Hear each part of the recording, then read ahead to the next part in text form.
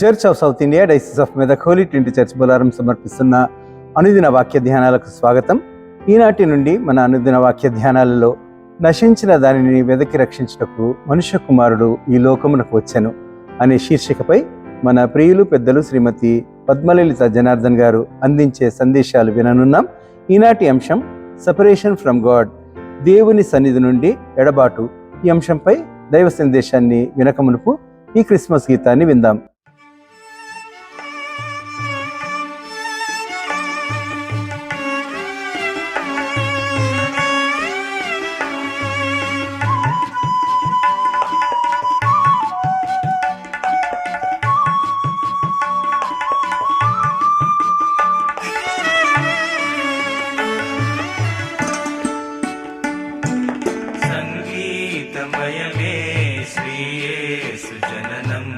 జగమంత వినిపించే గానం, పశుపాకలోనే ఆ గీతం, వేవేల రాగాలు మించే సంగీతమయమే శ్రీయేసు జననం, జగమంత వినిపించే గానం, గానం పశుపాకలోనే ఆ గీతం, గీతం వేవేల రాగాలు మించే సంగీతమయమే శ్రీయేసు జననం, జగమంత వినిపించే గానం, గానం గానం.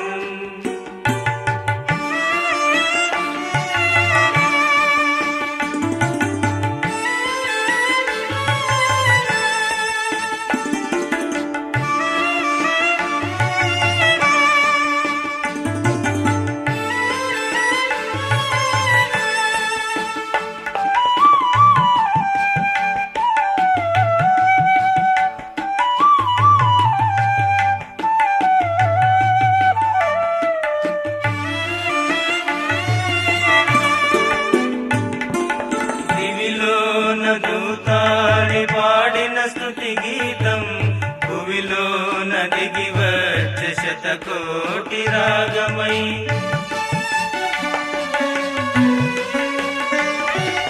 దివిలోన దూతాలి పాడిన స్తుతి గీతం, భువిలోన దిగి వచ్చే శతకోటి రాగమై, ఇహమందు వెదజల్లె శాంతి, పరమందు కలిగించే కాంతి, ఇహమందు వెదజల్లె శాంతి, పరమందు కలిగించే కాంతి, సంగీతమయమే శ్రీయేసు జననం, జగమంత వినిపించే గానం, పశుపాకలోనే ఆ గీతం, వేవేల రాగాలు మించే సంగీతమయమే శ్రీయేసు జననం, జగమంత వినిపించే గానం, గానం గానం.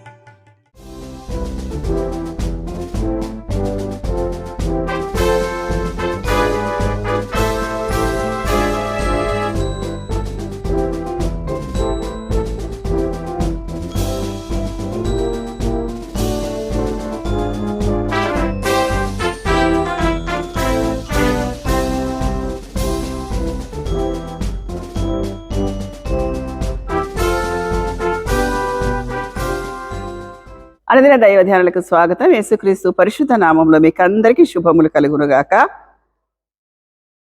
ఈనాటి లేఖన భాగం లూకాసు వార్త 19వ అధ్యాయం 10వ వచనం. దానికంటే ముందు ఒక మాట ప్రార్థన చేసుకుందాం. నా నోటి మాటలను మా అందరి హృదయ ధ్యానముని దృష్టికి అంగీకారం లగునుగాక. ఆమేన్. నేటి లేఖన భాగం లూకాసు వార్త 19వ అధ్యాయం 10వ వచనం.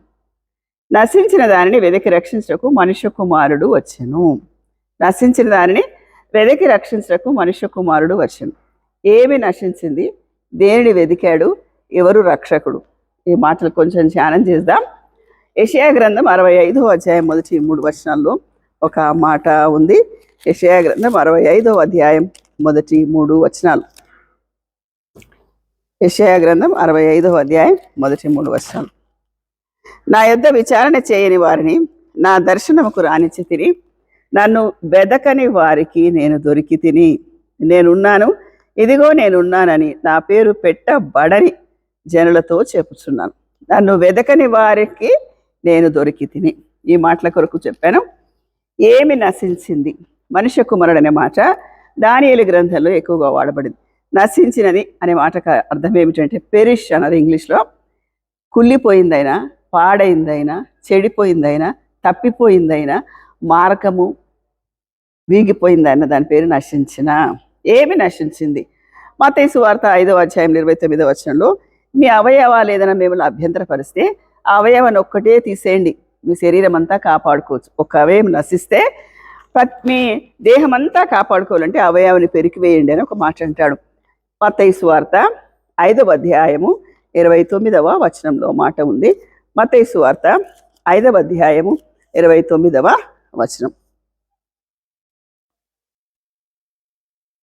ఏలయన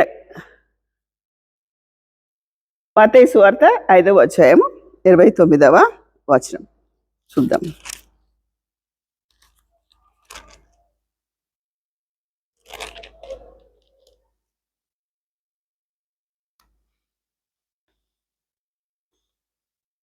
నీ కుడి కన్ను నేను అభ్యంతరపరిచిన ఎడల దాని పెరికి నీ యొద్ద నుండి పారవేయము.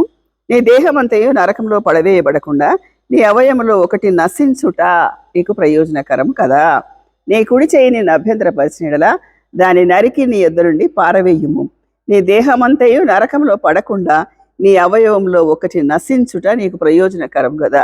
నిన్ను ఏది అభ్యంతరపడుతుందో అది నశించినట్టు దేవుని లెక్క. కాబట్టి లూకాసు వార్త 15:32 తప్పిపోయిన కుమారుని గురించి చూస్తాం. అయితే తండ్రి కుమారుడు ఇంటికి వచ్చినప్పుడు పెద్ద కొడుకు చాలా మనసు నొచ్చుకుంటాడు. అతనేమో ఆస్తి పంచుకొని వెళ్ళిపోయాడు. తిరిగి తండ్రి దగ్గరకు వస్తే పెద్ద పండగ చేస్తున్నాడు, నేను తనతోనే ఉన్నాను కదా అని వాపోతాడు. అప్పుడు ఒక మాట అంటాడు. ఏంటంటే, నీ తమ్ముడు చనిపోయి తిరిగి బ్రతికాను. తప్పిపోయిన కుమారుడు దొరికితే చనిపోయినట్టుగా అంటున్నాడు ఇక్కడ. కాబట్టి మానవుడు ఏ విధంగా తప్పిపోయాడని కొన్ని చూద్దాం. ఆదికాండము 3వ అధ్యాయం 7వ వచనం. దేవుడు లోకాన్ని సృష్టించేటప్పుడు లోకంలో ఉన్న సమస్తము సృష్టించాడు. మొదట వెలుగు, అన్ని 6 రోజుల క్రమం చూస్తాం. మానవుణ్ణి తన పోలికలో, నేలమట్టిని తీసుకొని తన పోలికలో మానవుని సృష్టించి నాసికారంధ్రముల గుండా జీవవాయువు ఊదగా నరుడు జీవాత్మాయను అంది. మానవుని సృష్టించిన అతనికి ఆదాము అని పేరు పెట్టాడు. ఆదాము అంటే ఎర్రనివాడు లేదా మన్ను అని అర్థం. ఆ మానవుని అతను ఒంటరిగా తిరుగుతున్నప్పుడు నరుడు ఒంటరిగా ఉండటం మంచిది కాదని ఎంచి సాటి అయిన సహాయకారిగా చేసి హవ్వను సృష్టించాడు కదా. మనకు అందరికీ తెలుసు. ఆదాము గాఢ నిద్ర కలగజేసి హవ్వను సృష్టించినట్టుగా ఉంది. వారిద్దరిని ఏదేన్లో ఉంచి కొన్ని ఆజ్ఞలు ఇచ్చాడు, కొన్ని ఆంక్షలు ఇచ్చాడు. ఈ పండు తినొద్దు. ఒక చెట్టు ఉంచాడు, అది మంచి చెడుల తెలివినిచ్చు ఫలం చెట్టు. అది తినకూడదంటే సర్పము కుయుక్తి ద్వారా వాళ్ళు విడవబడి ఆదాము హవ్వ వీటిని తింటారు. అది దాని నేపథ్యం. 7వ వచనం చూద్దాం. అప్పుడు వారిద్దరి కనులు తెరవబడను, వారు తమ దిగంబర్లమని తెలుసుకొని అంజూర పాకులు కట్టి తమకు కచ్చడములుగా చేసుకొనిరి. దేవుని ఆజ్ఞను తిరస్కరించారు. మొదటి ఘట్టం. సర్పాన్ని దేవుడు శపించాడు, ఆదామును శపించాడు, హవ్వను శపించాడు, నేలను కూడా శపించాడు. ఆదాముతో, నువ్వు నీ భార్య మాట విని తినవద్దని నేను నీకు ఆజ్ఞాపించిన వృక్ష ఫలములు తింటివి గనక నీ నిమిత్తము నేల శపించబడి ఉన్నది. ప్రయాసముతోనూ నీవు బ్రతుకు దినములని దాని పంట తిందువు. తర్వాత నేలకేం శాపము? ముండ్ల తుప్పలను గచ్చపొదలను అది ఒలిపించును. నేలకు మనుషుడికి ఏంటంటే, నీవు నేలకు తిరిగి చేరు వరకు నీ ముఖపు చెమట కార్చి ఆహారం తిందువు. ఏలయనగా నువ్వు నేల నుండి తీయబడుతుంది గనక నీవు మన్నే గనక తిరిగి మన్నైపోదువు. ఇన్ని దేవుడు శపించాడు. దేనికి? ఆజ్ఞను తిరస్కరించినందుకు. సర్పాన్ని నేల మీద ప్రాకుతావన్నాడు, కడుపుతో ప్రాకుతావు. ఆదామును నీ కష్టఫలం తింటావు, చెమట ఓడ్చాలన్నాడు. హవ్వను ఏంటంట, ప్రయాసపడి ఆమెకు చాలా ఇది ఇచ్చాడు. చూడండి, నీవు ప్రయాసముతో నీవు బ్రతుకు దినములన్నీ అని ఈయనకిచ్చాడు. 16వ వచనంలో ఆయన స్త్రీతోను, నీవు ప్రయాసముతో నీ గర్భవేదనను నేను మిక్కిలి హెచ్చించదను, వేదనతో పిల్లల్ని కందు. అందరికీ శాపాలు ఇచ్చాడు. ఇవి ఎలా పరిణామంలో తీసుకొచ్చు అంటే, ఫస్ట్ సైకలాజికల్ సెపరేషన్, ఆత్మ న్యూనత. ఎక్కడ? మొదటి వచనం 7వ వచనంలో తాము దిగంబరులమని తెలుసుకో, తమ స్థితి తాముకు తెలిసినట్టు సైకలాజికల్ సెపరేషన్ ఫ్రమ్ గాడ్. తర్వాత నెక్స్ట్ది ఆదికాండము 3వ అధ్యాయం 8 నుంచి 9 వరకు. చల్లపూట ఆదామును అతని భార్యను ఆ తోటలో సంచరిస్తుండగా దేవుడైన యెహోవా స్వరం విని దేవుడైన యెహోవా ఎదుటకు రాకుండా తోట మధ్య దాగుకొనెను. ఎవరు దాచుకుంటారండి? ముఖము చెల్లని వాళ్ళు. ముఖం చెల్లని వాళ్ళు, వాళ్ళకు మొహం చెల్లక ఏమైనా తప్పు చేస్తే దాచుకుంటారు. పిల్లలు ఏమైనా తప్పు చేస్తే మూలకు దాచుకుంటారు. కొంతమంది అయితే వచ్చి అవును నేను చేశానంటారు. ఇక్కడ దాచుకున్నాడు. ఇది సెపరేషన్, స్పిరిచువల్ సెపరేషన్, దాక్కోవడం. ఇది ఆత్మ నుండి సెపరేషన్ అయిపోయాడు. ఆదికాండం 3వ అధ్యాయం 10వ వచనం. అందుకతడు నేను తోటలో నీ స్వరం వినినప్పుడు దిగంబరినని ఉంటివి గనక భయపడి దాగుకొంచిని. ఎందుకు దాచుకున్నావు నన్ను చూసి అంటే, నేను దిగంబరిని అంటే నీకు ఎవరు చెప్పారు నువ్వు దిగంబరుడు అని? దేవుడికి అర్థమైపోయింది ఏమి చేశారు. అదేంటంట, సోషల్ సపరేషన్. తన బ్లేము ఇతరుల పైన పెడుతున్నాడు. తర్వాత ఇంకొక సపరేషన్ ఉంది, ఇమోషనల్ సపరేషన్. 11వ వచనం, అందుకు ఆయన నీవు దిగంబరివి అని నీకు తెలిపిన వాడెవడు? నీవు తినకూడదని నేను నీకు ఆజ్ఞాపించిన వృక్షఫలము తింటివా? ఆ వృక్షఫలం తింటేనే నీకు వివేచన వస్తుంది, నీకు మంచి చెడులు వివేచించదు వస్తుంది గనక నీకు నేను దిగంబరిని అని తెలుసుకునేదానికి కన్నులు తెరవబడ్డాయని అర్థమైంది కనుక అది ఏమంట, సోషల్ సపరేషన్ ఫ్రమ్ గాడ్. ఇంకొకటి emotional separation, 11th verse emotional separation. తర్వాత ఫిజికల్ సపరేషన్ ఒకటి వచ్చింది, 3వ అధ్యాయం 19వ వచనం. 3వ అధ్యాయం 19వ వచనం, నీవు నేలకు తిరిగి చేరు వరకు నీ ముఖపు చెమట కార్చి ఆహారం తిందువు. ఏలయనగా నేల నుండి నీవు తీయబడితివి గనక మన్నే గనక నీవు మన్నైపోదువు. ఇక్కడ ఉందండి మనం ఎందుకు చనిపోతాము, ఎందుకు. చాలా రిచ్ పీపుల్ రాజభవనం నుండి అన్ని రాజసనల అన్ని అనుభవిస్తుండగా చనిపోతే ఏమి తక్కువైందేవా ఆయుష్ ఇయ్యలేదని ఏడుస్తారు. కొంతమంది చాలా తొందరగా చనిపోతారు, యంగ్ ఏజ్లో చనిపోతారు. రకరకాలు చూస్తాం మనకు, చిన్నపిల్లలు, పెద్ద పిల్లలు, యవనస్తులు, వృద్ధులు, రకరకాల జబ్బులు ఉన్నా లేకపోయినా చనిపోతారు. ఎందుకు చనిపోయినారని మనకు వచ్చే ఒక పెద్ద సమస్యకు పరిష్కారం ఇక్కడ కనిపిస్తుంది. ఏంటిదంటే అవిధేయతను బట్టి ఫిజికల్ సెపరేషన్, ఎడబాటు ఇచ్చడమంట, దేవుని నుండి దూరంగా అయ్యేది. ఫస్ట్ ఆఫ్ ఆల్ ఏంటిది? Psychological separation. నెక్స్ట్ది spiritual separation, social separation, emotional separation, physical separation. ఈ సెపరేషన్స్ అన్నిటి ద్వారా మనుషుడు నశించడం తెలుసుకొని దేవుడు ఆనాటి నుండి ఆలోచన చేశాడు, వీళ్ళందరూ నశించిన దాన్ని ఎలా వెతకాలి, ఎలా రక్షించాలి, రిస్టోర్ చేయాలి. ఒక సంసారమైనా, ఒక ఆఫీస్ అయినా, ఒక సంస్థ అయినా అది పక్కదారి పడుతుంది, అకౌంట్స్ పాడైపోతున్నాయి, సంస్థలో సరిగా పని చేస్తలేరంటే మేనేజర్ ఏం చేస్తాడు?